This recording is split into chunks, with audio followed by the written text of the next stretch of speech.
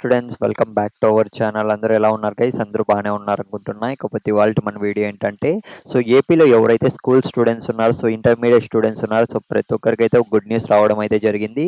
ప్రతి ఒక్కరైతే video end వరకు చూసాకైతే try చేయండి గైస్. తల్లికి వందనం స్కీమ్‌కి సంబంధించి చాలా మంది స్టూడెంట్స్ అయితే అమౌంట్ కోసం అయితే ఎదురు చూస్తున్నారు.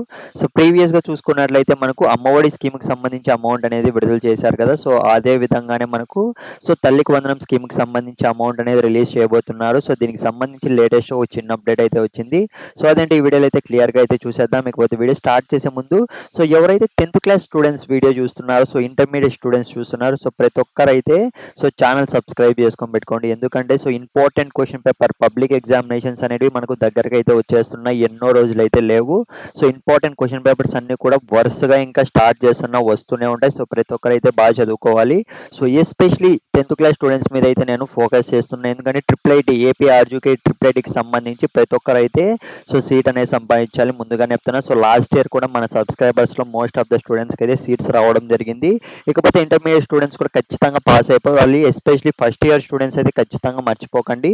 ఇంపార్టెంట్ క్వశ్చన్ పేపర్స్ అయితే వస్తూనే ఉంటాయి. ఎటువంటి చిన్న డౌట్ ఉన్నా కామెంట్ అయితే చేయడానికి ట్రై చేయండి. ఇకపోతే క్వశ్చన్ పేపర్స్ కావాలన్నా కూడా కామెంట్స్లో అయితే మెన్షన్ చేయండి. 10థ్ class intermediate first year second year అన్న దానిపైన అయితే.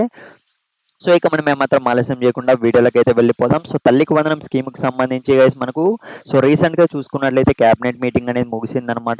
ఈ స్కీమ్‌కి సంబంధించి మనకు యాజ్ సూన్ యాజ్ పాసిబుల్ త్వరలోనే మనకు అమౌంట్ అనేది విడుదల చేయాలని అయితే మనకు రెడీగా అయితే ఉన్నారనమాట.